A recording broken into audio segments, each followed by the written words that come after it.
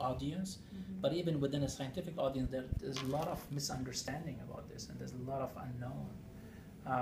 We've done a couple of events with high school students, and they've been enlightening because people just don't know about this. And they should take things home to their parents too. You know, like we had handouts for them to take home to their parents, and parents were invited, so there were a few parents that showed up. Oh, that's terrific. Yeah, I mean, and the literature is very and also, you know, we were talking about the type of questions we get, and I mean, you know, kids in this day and age, they often think that maybe oral sex is a safe way of having sex, and you know, a lot of people, you know, ask questions about. Because like when we look at the data, we look at, you know, why do we see all these cases now? We didn't, you know, there's definitely an increase in the number of HPV cancers now.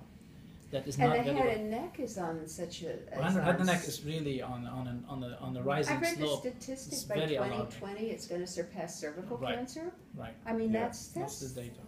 And more men than women have head and neck cancers, and so. So the clinic you were just visiting, you know, I see 2 or 3 cases a week of young men with oropharynx cancer, non-smokers, non-drinkers. You know, they have young kids, they have young families, typically highly educated. When we were in fellowship, which is like, you know, 15 years ago, the patients we saw are the 70-year-old smoker drinker who has, you know, head and neck cancer. It's completely shifted now to that non-smoker, non-drinker. Yes, because the whole idea, the sexual thing has changed. So there's really, I think, part of that, because it is also a Western world phenomenon. So it's Western Europe, it's Sweden, Denmark, US, Canada, Germany. It's not, for example, in Asia. It's not in Japan. So there's a lot of questions that I think will be fascinating to answer over the next, you know, 20 years of why we're seeing this in those parts of the world. Now, you know what I'm curious about? I would probably ask this in the interview too. I mean, a woman can get a pap smear and she can find out if she has HPV. Yeah. It's very hard for men to test for HPV. Right now it is. We're working on a saliva test. I mean, we and others are working on getting to a men pap smear. And what about for like head and neck? There's no test for. I mean, you can do an anal smear for HPV, but there's nothing you can do for head and the neck throat or the. And to me, that is amazing that not there's commercially available. That there's nothing available for that. Yeah. So no one knows they have it until they actually have the cancer. Correct. Yeah.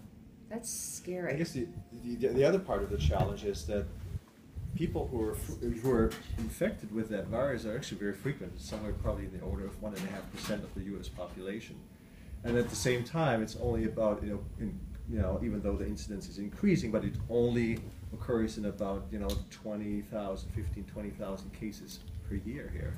So most of the people, the vast majority of people who have the infection and who don't get rid of it, which is what happens to most people.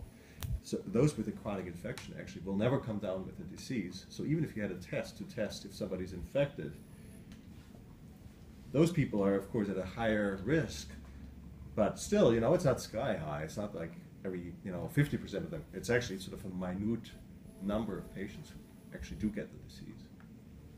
So there's a lot of unknown, because part of the reason that screening is a problem with HPV is that if I test you right now and I tell you have HPV, right? Let's say I take a swab from your mouth and I found HPV.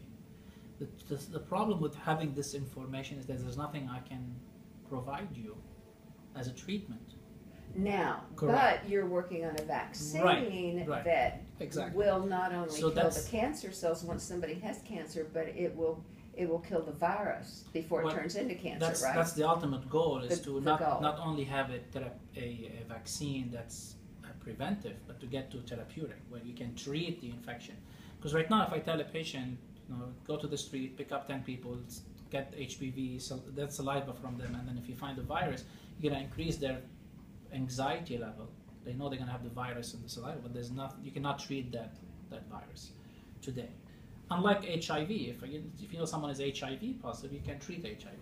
But HPV, there's not a treatment for HPV today. But that's something that we and others are working on. Obviously, the vaccine is a much simpler solution. The Gardasil, to just then it's prevent it in the first place. Prevent primary infection from the get-go. So. What you guys want to